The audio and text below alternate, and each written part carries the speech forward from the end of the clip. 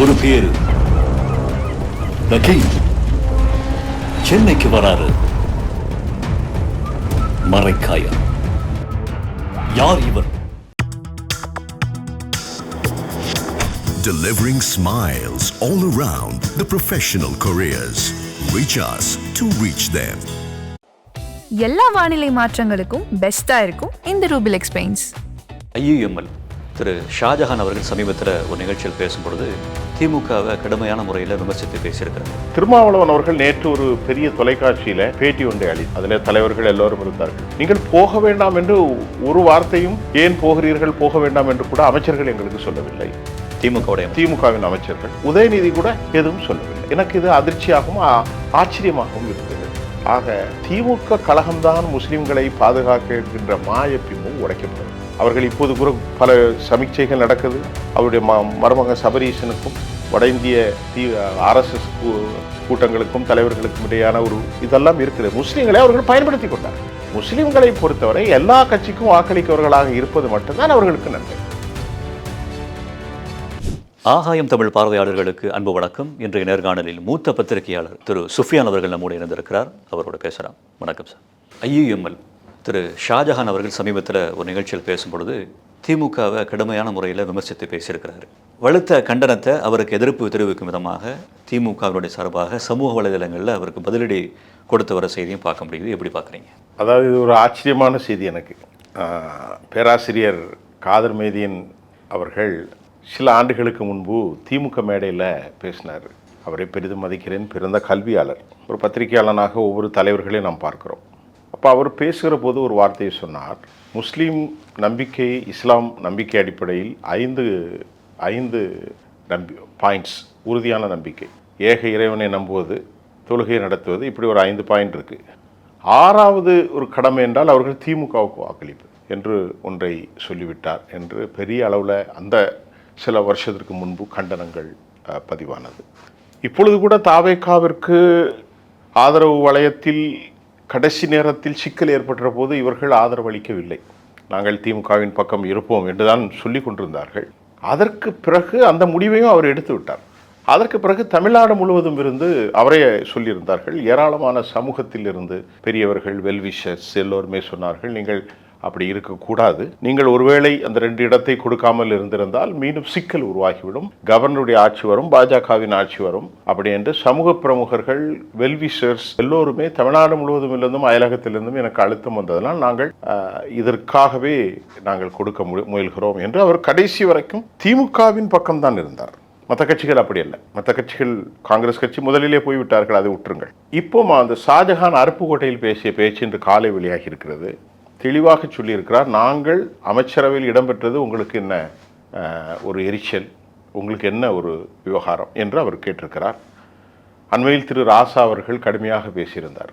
இந்திய யூனியன் முஸ்லீம் லீக்கை மற்றும் திருமாவளவனை எல்லாவற்றையுமே ஏதோ சோடை போய்விட்டார்கள் என்ற அடிப்படையிலே அவர்கள் சொல்லியிருந்தார். இப்பொழுது நாம் திருமாவளவன் அவர்கள் நேற்று ஒரு பெரிய தொலைக்காட்சியில் பேட்டி ஒன்றை அளித்தார். அதில் தலைவர்கள் எல்லோரும் இருந்தார்கள். தோழர் வீரபாண்டியன், தோழர் திருமாவளவன், தோழர் மோகன் எல்லோருமே வந்திருந்தார்கள். அதில் இந்த கூட்டணிகள் கட்சி அவர்கள் ஒரு பரஸ்பரம். அப்போது அந்த பேட்டியிலே அவர் சொல்லியிருந்தார், நான் தாவேகாவுக்கு ஆதரவு கொடுப்பதற்கு அறிவாலயத்துக்கு போய் சொன்னோம். சொல்லாமல் போனது காங்கிரஸ் கட்சி, சொல்லிட்டு போனது இடதுசாரிகளும் திருமாவளவன். அது அவர் பலமுறை சொல்லியிருக்கார். இது காலத்தின் கட்டாயம், ஆதரவு கொடுப்பது காலத்தின் கட்டாயம், கவர்னருடைய ஆட்சி வரும்.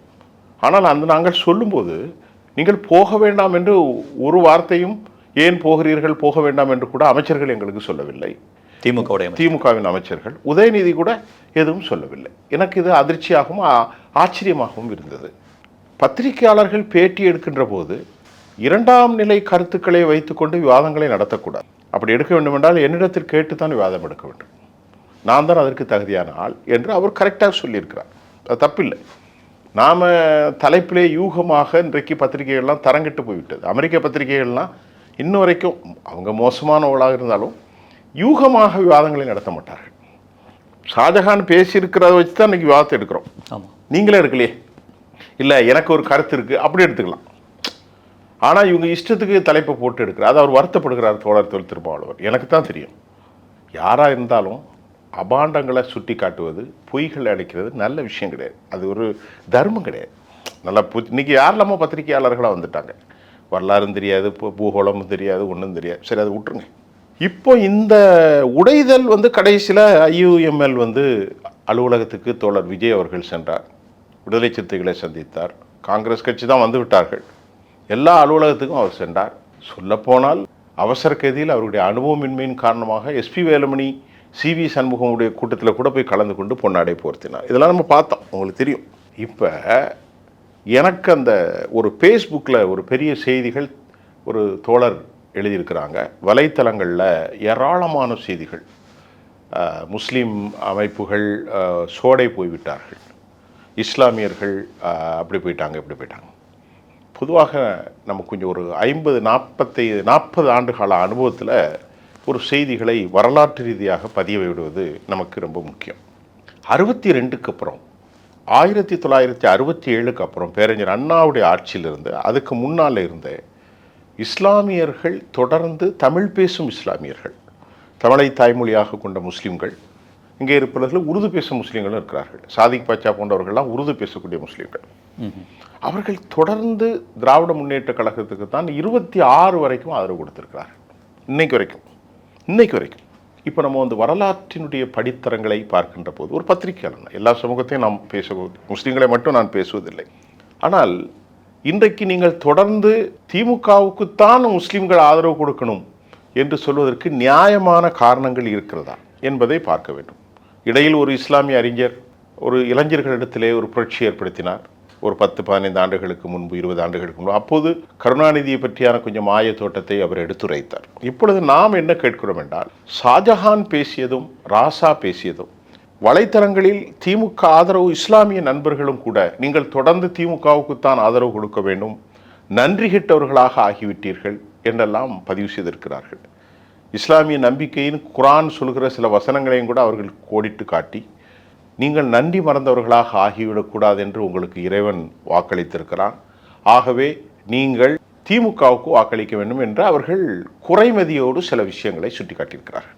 நான் ஒரு பொதுவானவன், நான் ஒரு பிறப்பால் ஒரு சமூகத்தை சார்ந்தவனாக இருக்கலாம், இனத்தால் மொழியால் இருக்கலாம். ஆனால் எனது துறை பத்திரிகை துறை.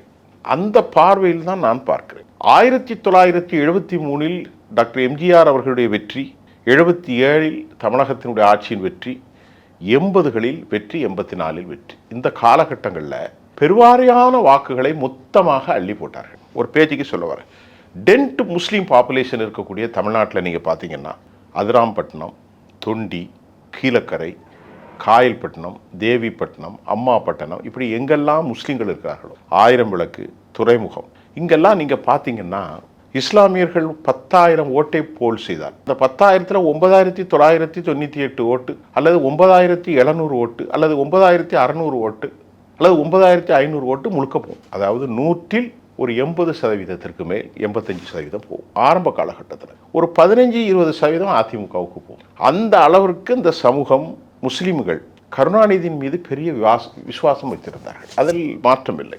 இதன் விளைவாக இந்த ஷாஜஹான் பேச்சும் இப்பொழுது ஆதரவு கொடுத்ததுக்கும் சொல்லிட்டு இதெல்லாம் சொன்னா தானே தெரியும். ஷாஜஹான் சொன்னதை இவர்கள் சரிதான் என்றால் சரியில்லை என்பது பேட்டி முடியும் போது உங்களுக்கு தெரியும். 1980களில் திருச்செந்தூர் தொகுதியில் டாக்டர் எம்ஜிஆர் அவர்கள் அதிமுகவின் சார்பில் பிரச்சாரம் செய்கிறார். காயல்பட்டினம் என்ற முஸ்லீம்கள் அதிகமாக வாழும் ஒரு ஊர் இருக்கிறது அந்த பகுதியில். இங்கே இருக்கிறவர்களுக்கு தெரியும், அநேகமாக தமிழ்நாட்டில் காயல்பட்டினம் முஸ்லீம்கள் அதிகமாக இருக்கிறார்கள், மேலப்பாளையத்தில் இருக்கிறார்கள், பாளையங்கோட்டையில் இருக்கிறார்கள், கடலாடியில் இருக்கிறார்கள், கடலூரில், கடையநல்லூரில் எல்லாரும் தெரியும். அங்கே எம்ஜிஆர் அவர்களுக்கு உள்ளே போகிற போது செருப்பை தூக்கி வீசினார். இது நமக்கு மறக்காது. அந்த வரலாற்றை படிக்கிறோம். என்ன காரணத்துக்காக வீசினார்கள் யார் என்று தெரியாது. ஆக அப்படி பல முனைகளில் முஸ்லீம்கள் தமிழ் பேசக்கூடிய தமிழ்நாட்டில் பெரிய அளவில் தங்கள் பணத்தை கூட வெளிநாடுகளில் இருந்து அவர்கள் சேமித்து கொண்டு இங்கே செலவு பண்ணினார்கள். நாகூர் அனிபா போன்ற ஒரு பாடகர் ஆரம்ப கட்டத்திலிருந்தே திமுகவின் வளர்ச்சிக்கு அதிகம் பங்களிப்பு செய்தவர். நல்லா கவனிங்க. இதெல்லாம் திமுகவினர் செய்திருக்கிறார்கள். ஏன் இன்னைக்கு 2026 இப்போது நடந்த தேர்தலிலும் முஸ்லீம்கள் மட்டும்தான் திமுகவை காப்பாற்றியிருக்கிறார்கள். ஒரு சிறு விழுக்காடு 25% அளவிற்கு தான் இளைஞர்கள், பெண்கள், இஸ்லாமியர்கள் வாக்களித்திருக்கிறார்கள் தாவேகாவுக்கு, தோழர் விஜய்க்கு. ஆராசா போன்றவர்கள், திமுக போன்றவர்கள், திமுகவினுடைய ஆதரவாளர்கள் இப்படி பேசுவது ஏற்புடையதா? ஒரு கேள்வி வைப்போம். திராவிட முன்னேற்ற கழகத்துக்கு முஸ்லீம்கள் ஏன் இவ்வளவு ஆதரவு கொடுக்க வேண்டும்? ஒரு கேள்வி வரும். ஆமாம். என்னத்துக்கு ஆதரவு கொடுக்குறார்கள்? எல்லா கட்சியும் இருக்கிறதில்ல, எல்லா கட்சியும் இல்லை. அதிமுக இருக்குது, எம்ஜிஆர் இருந்தார்கள், செல்வி ஜெயலலிதா இருந்தார்கள், ஆட்சியில் இருந்தாங்க. அவங்களுக்கெல்லாம் கொடுக்காத ஆதரவை ஏன் கொடுக்குறீங்க அப்படின்னா, இஸ்லாமியர்களை பொறுத்தவரை தவறாக நீங்கள் நினைக்கக்கூடாது, ஒரு ஒற்றை முகவரியை அவர்கள் போட்டி கொடுத்து விட்டார்கள். எப்படி என்றால், கடந்த 50 ஆண்டுகளில் திரு கருணாநிதி அவர்களுடைய பேச்சில் இஸ்லாமிய சமூகம் சிக்குண்டு போனது. அவர் ஒரு மெஸ்மரைஸ்ட் நல்ல பேச்சாளர், வசீகரமான பேச்சு, வசீகர பேச்சு. அந்த பேச்சினுடைய பேரறிஞர் அண்ணா அவர்களுக்கு அப்புறம் அண்ணா அவர்கள் ஒரு வருஷம் தான் இருந்தார்.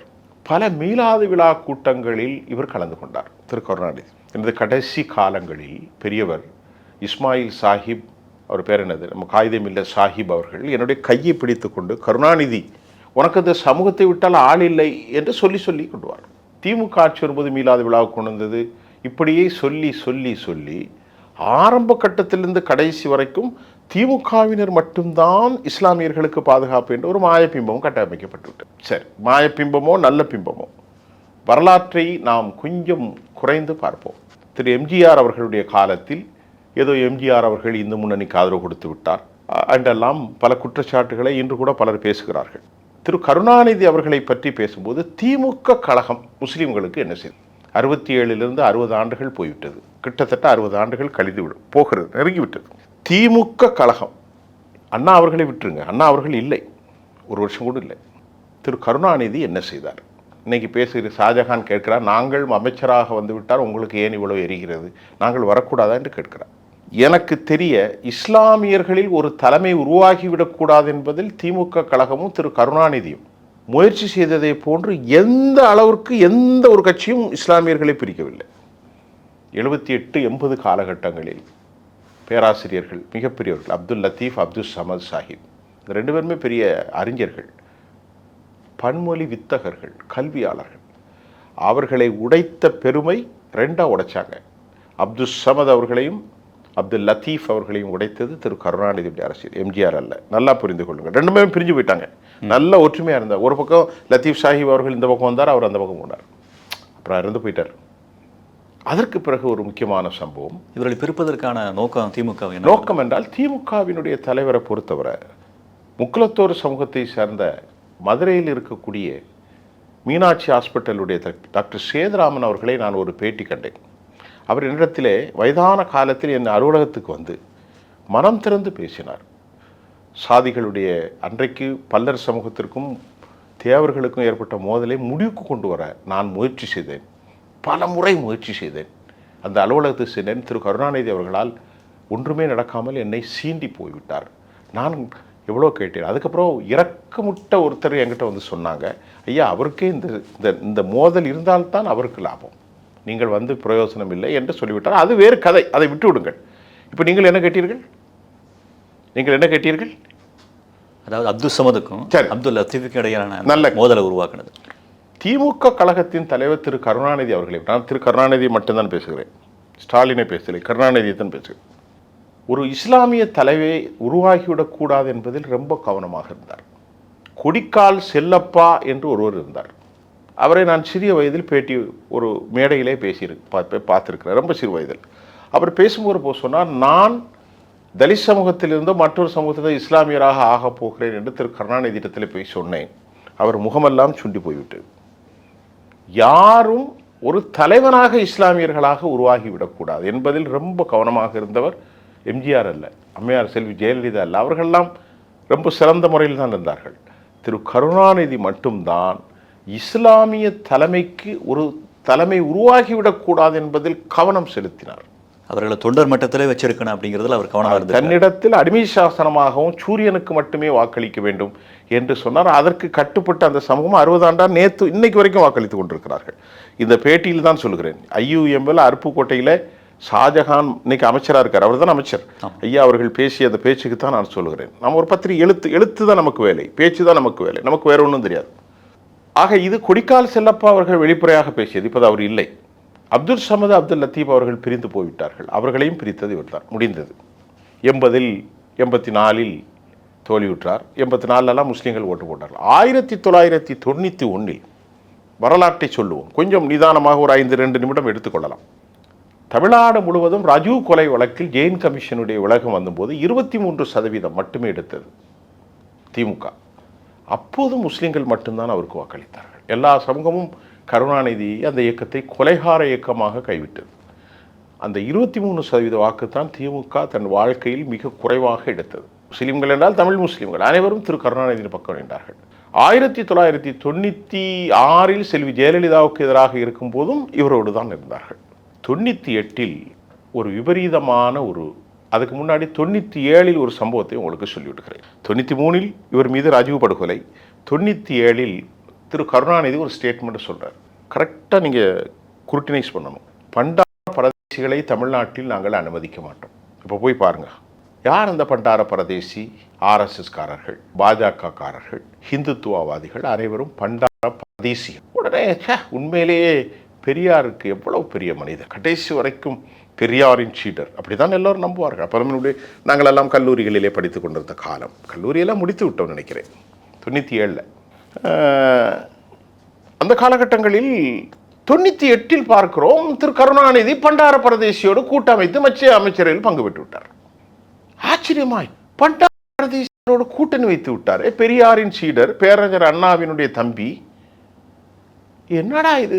திராவிட தேசியத்தின் மிகப்பெரிய உயிர்கோள் 97 பண்டார பரதேசி, 98 சேர்ந்தார். ஐயா, கருணாநிதி எப்படி அடிப்படையிலே பெரியாரிசத்துக்கும் சனாதனத்துக்கும் ஹிந்துத்துவாவுக்கும் சம்மந்தமே இல்லையே எப்படி கூட்டு வைத்தீர்கள் என்று கேட்டார்கள். பலர் கேட்டார்கள். அப்போது நமக்கு சிறு வயது, நமக்கு ஒன்றும் அப்போது அவருக்கு பதில் சொன்னார், திராவிட முன்னேற்ற கழகம் இருக்கும் இடத்தில் மதவாதம் கூறாது சொல்லிட்டு, நாங்கள் ஒரு பொது கூட்டணி அமைத்திருக்கிறோம், எங்களுக்குள் பரஸ்பரம் ஒரு அஜெண்டா இருக்கும். அதனால் மதவாதத்தை திமுக கழகம் இருக்கும் வரை வாஜ்பாய் அவர்கள் ஒரு நல்ல மனிதர் என்று வாராக பாராட்டி தனது மனசாட்சியான முரசொலி மாறனுக்கு கேபினட் தொழில்துறை அமைச்சரை வாங்கி கொடுத்தது. அப்போது இது எந்த விதத்தில் நியாயம்? பண்டார பரதேசிகள் அவருடைய கொள்கையை எப்படிலாம் விடுகிறார் என்று பாருங்கள். அவருடைய மருமகனுக்கு பெரிய பதவி, கடைசி வரைக்கும் என்னெல்லாமோ செஞ்சு பார்த்தார்கள், அவர் பதவியிலே இறந்து போய்விட்டார். இது முடிந்தது. 98 கோவையில் குண்டுவெடிப்பு. 98 கோவையில் எதற்கு நடந்தது? அதற்கு முன்பு திரு கருணாநிதியுடைய ஆட்சி தான் நடக்கிறது. நல்லா கவனித்துக் கொள்ளுங்கள், வரலாறு பலவருக்கு தெரியாது. அந்த ஆட்சி நடக்கின்ற போது கோவையில் செல்வராஜ் என்கின்ற ஒரு காவலர் அல்மாவாதிகளால் குத்தி கொலை செய்யப்படுகிறார். இது பெரும் தவறு. அவர் டிராஃபிக் போலீஸ், அவர் கேட்கிறார், நாங்கள் நிர்வாகம் நடத்துகிறோம், யார் தெரியுமாடா, எங்கால வந்து காலிப்பட்டேன். இது எவ்வளவு பெரிய பயங்கரவாதம்! ஒரு போலீஸ் துறையை கொள்வது. திரு கருணாநிதி தானே முதலமைச்சராக இருக்காரு, உடனடியாக நடவடிக்கை எடுத்திருக்கணுமோ இல்லையா? எடுக்க தவறியதன் விளைவாக மாசானமுத்து என்கின்ற ஒரு காவல்துறை அதிகாரி போலீஸோடு சேர்ந்து 19 இளைஞர்களை கொலை செய்தார்கள். இன்றைக்கு வரைக்கும் பேசப்படாத மறைக்கப்பட்ட வரலாறு அது. எரித்தார்கள், வெட்டினார்கள், பயங்கர கொலைகள் நடந்துச்சு இஸ்லாமியர்கள். அது மட்டுமல்ல தோழர்களே, பல முஸ்லிம்கள் சொத்துக்களை இழந்தார்கள். அப்பாவிகள், அவர்களுக்கும் அம்மாவுக்கும் குண்டுவெடிப்புக்கும் சம்மந்தமே இல்லை. தினக்கூலிகள், ரோட்டில் கையில் விற்றுக்கிட்டு இருந்தவங்க, பிரியாணி கடை போட்டிருந்தவங்கெல்லாம் அடி. ஒரு பெரிய ஜவுளி நிறுவனம் கேரளாவை சேர்ந்தவர்கள் எரித்து சாம்பலாக்கப்பட்டது. ஃபுல்லாக இந்துத்துவாவுடைய போலீஸும் இணைந்து. அன்னைக்கு யாருடைய ஆட்சி நடந்துச்சு? அன்றைக்கு திமுக அதை வேடிக்கை பார்த்து கொண்டதுக்குன்னு சொல்லி, திமுகவுடைய ஆட்சி வேடிக்கை பார்த்ததுங்கள அவர் தான் கட்டுப்படுத்தணும். போலீஸ் செஞ்ச உடனே அலர்ட் ஆயிருக்கணுமோ இல்லையோ? அப்போ எந்த நடவடிக்கை எடுக்கலையா? சொல்றத போலீஸை கொண்டா குத்திட்டான் அல்லுமாக்காரன்னா உடனே நடவடிக்கை எடுத்திருக்கணுமா இல்லையா? அதே போலீஸை மாற்றிருக்கணுமா இல்லையா? அங்கே மாசானமுத்துன்னு ஒரு அடிப்படை ஹிந்துத்துவாதி ஒருத்தன் இருக்கான். அவள் தான் எல்லாத்துக்கும் காரணங்கிறது அப்புறம் வெளியாகுது. அவரை மாற்றி வேற ஒரு எஸ்பியை போட்டிருக்கணும், வேற ஒரு டிஜிபி, டிஎஸ்பி எல்லாரும் போட்டிருக்கணும்ல, லோக்கல் எஸ்பி எல்லாத்தையும் மாற்றிருக்கணும்ல. ஃபுல்லாக மாற்றலை. அவங்க இந்துத்துவோட சேர்ந்து 19 முஸ்லிம்கள் கொல்லப்பட்டார்கள். அதற்கு பிறகு அல்லுமாக்காரன் ஒரு அமைப்புகள் பதற்றமுற்று அனுபவ குறைவு இல்லாமல் வெடிக்க சேர்ந்தார்கள். 65 அப்பாவிகள் மனிதர்கள், இந்துக்கள் முஸ்லீம்கள்லாம் நம்ம பேச வேண்டிய தேவையில்லை, மக்கள், எம் இனம் தமிழ் மக்கள் இறந்து போனார்கள். இதுக்கு யார் காரணம்? கருணாநிதி தான் காரணம். கருணாநிதியுடைய அரசு தான் காரணம். போலீஸ் துறை தான் காரணம். விவகாரம் என்ன நடந்தது தெரியுமா? வரலாற்றை தயவுசெய்து எல்லோரும் பார்க்க வேண்டும். ஒரு முஸ்லீம் பெண் விடப்படலை. எல்லாரையும் போலீஸ் புட்டிச்சு ஊர் ஃபுல்லாக தமிழ்நாடு முழுவதும் சோதனை. எல்லா முஸ்லீம்கள் என்ன செய்தார்கள்? பாவம், எல்லா முஸ்லீம்களுக்கும் என்ன சம்மதம் இருக்குது? யாரோ ஒரு 150 பேர் 100 பேர் இருக்கக்கூடிய அல்லுமான ஒரு அமைப்பு. அப்பாவிகள் கைது செய்யப்பட்டார்கள். ஆயிஷா சங்கீதான்னு ஒரு பெண், அந்த பெண்ணை சர்ச் பண்ணுறேன்னு சங்கீதா என்ற பெண் ஆயிஷா என்று பெயரை மாற்றிக்கொண்டு திரிகிறார் என்று எல்லா முஸ்லீம் பெண்களையும் வீட்டில் போய் முகத்தெடுத்தது கருணாநிதியுடைய ஆட்சி. பண்டார பரதேசியருடைய ஆட்சி நடந்துச்சு, இதெல்லாம் நடந்துச்சு. இவ்வளவும் நடந்தது. கடைசியில் காரணவங்கள அப்பாவிகள் சம்மந்தம் இல்லாதவங்க வித்தலை வித்த ஒரு பையன், அபுத்தாயர்னு ஒரு பையன், அவன் என்னமோ பாவம் ஒன்றும் தெரியாது, அந்த பையன் வெத்தலை வாங்கி கொடுத்துருக்கான். இந்த சமூகம் சீரழிந்தது. இதற்கு கருணாநிதி என்ன செஞ்சார்? 2 குஜராத் கலவரம் 2002 நடக்குது. அது குறித்து கேள்வி எழுப்பப்படுகிறது கருணாநிதிட்ட. ஐயா, குஜராத்தில் இப்படி ஒரு கலவரம் நடந்திருக்கு, குல்பர்கா சொசைட்டியில் கலவரம் நடந்துச்சு, நரோடா பாட்டியால் கலவரம் நடந்துச்சு, குல்பர்கா சொசைட்டியில் ஈசான் ஜாஃப்ரி பட்டார், அவருடைய மனைவி சக்கியா ஜாப்ரி பண்ணுகிறார், 69 பேர் உயிரோடு இருந்தார். அதுக்கு திரு கருணாநிதி அவர்கள் பதில் சொன்னார். நல்லா கவனிங்க, அடுத்த மாநில விவகாரங்கள் எல்லாம் திமுக கழகம் தலையிடாது. ஒரே வார்த்தையை சொல்லி முடிச்சார். ஃபுல் ஸ்டாப் பண்ணிட்டார். ஆக திமுக கழகம்தான் முஸ்லீம்களை பாதுகாக்க இருக்கின்ற மாய பிம்பம் உடைக்கப்பட வேண்டும். அவர்கள் இப்போது கூட பல சமீட்சைகள் நடக்குது. அவருடைய மருமகன் சபரீசனுக்கும் வட இந்திய RSS கூட்டங்களுக்கும் தலைவர்களுக்கும் இடையான ஒரு இதெல்லாம் இருக்கிறது. முஸ்லீம்களை அவர்கள் பயன்படுத்தி கொண்டார்கள். முஸ்லீம்களை பொறுத்தவரை எல்லா கட்சிக்கும் வாக்களிக்கவர்களாக இருப்பது மட்டும்தான் அவர்களுக்கு நன்மை. நான் சொல்கிறது புரியுதா உங்களுக்கு? அதிமுக இன்றைக்கி போய்விட்டதுனால தான் இந்த நிலைமை. இன்றைக்கி நீங்கள் விஜய்க்கு வாக்களித்ததோ விஜய்க்கு போகிறதோ உங்களுக்கு ஒன்றும் தவறு இல்லை.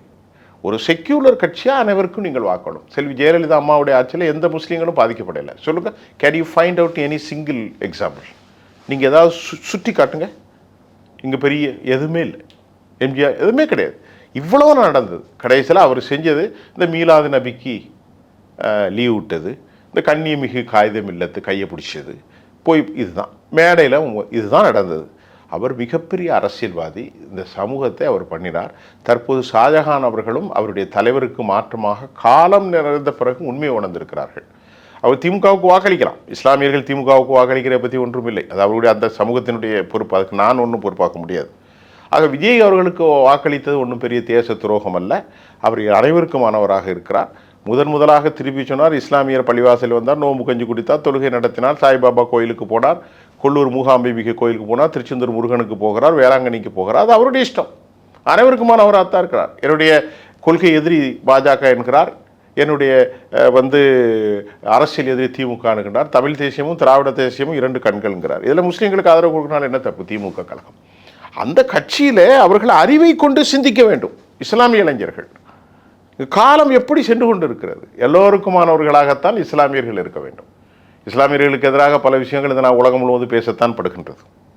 ஆக இந்த விஷயத்தை ஒரு பத்திரிகையாளனாக என்னுடைய அனலிட்டிக்கல் எல்லா சமூகத்தை பற்றியும் நான் பல நூற்றுக்கணக்கிலே நீங்கள் உங்களுக்கே தெரியும் எவ்வளோ யூடியூப் காணொலிகள், எத்தனை கட்டுரைகள், எத்தனை மேடை பேச்சுகள். ஆக இதெல்லாம் நம்ம பார்க்கத்தான் செய்கிறோம். ஒவ்வொரு தலைவர்களும் பேசுகிற கட்டுரைகளும், ஒவ்வொரு தலைவர்கள் எழுதுறதும், அவர்கள் புனையப்பட்ட வரலாறுகளையும் இதெல்லாம் கேட்கிறோம். ஆக இன்றைக்கு அவர் பேசியது, அவர் பேர் என்னது, நம்முடைய ஷாஜஹான் அவர்கள் பேசியது எந்த தவறும் இருப்பதாக நான் சொல்லவில்லை. 50 ஆண்டுகள் அது வேறு டாபிக், அதை விட்டுருங்க. 50 ஆண்டுகளுக்கு வர முடியாது என்பது வேறு டாபிக். இன்றைக்கு தோழர் விஜய் அவர்கள் தவறு செய்கிறார் என்றால் நாளைக்கு அவர் தோற்று போவார். நாளைக்கு திமுக கழகம் வரும், அது வேறு விவகாரம். நாளை அண்ணா திமுக வரலாம், யார் வேணாலும் வரட்டுமே, அது விஷயம் இல்லை. ஏதோ இஸ்லாமியர்களுக்கு இவர்கள் மட்டும்தான் பாதுகாப்பு என்று சொன்னால், கடந்த 30 ஆண்டுகளில் திமுக கழக ஆட்சியில் முஸ்லீம்கள் என்னென்ன விஷயங்கள், அவருடைய வார்த்தைகள், அவருடைய சம்பவங்கள், இதெல்லாம் முக்கியம்.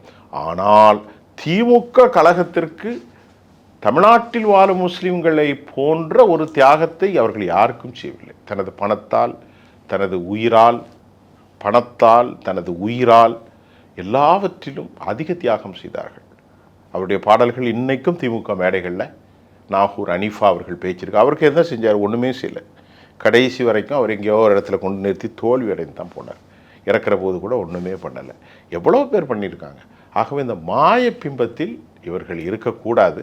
நீங்கள் திமுக கழகத்துக்கு வாக்களியுங்கள், அது உங்கள் இஷ்டம். அது ஜனநாயகத்தில் ஒரு சமூகமோ ஒரு மக்களோ வாக்களிப்பதில் நாம் ஏற்புடையதல்ல. வரலாற்றை தெரியாமல் கண்மூடித்தனமாக இவர்களை விட்டால் ஆள் இல்லை என்பது இந்த சம்பவங்களிலிருந்து நீங்கள் கற்றுக்கொள்ள வேண்டும், அல்லது உண்மையை தெரிந்து கொள்ளணும். அவ்வளோதான். மற்றும் ஒரு நேர்காணலை சந்திக்கலாம். உங்களுடைய கருத்துக்களுக்கு நன்றி. நன்றி.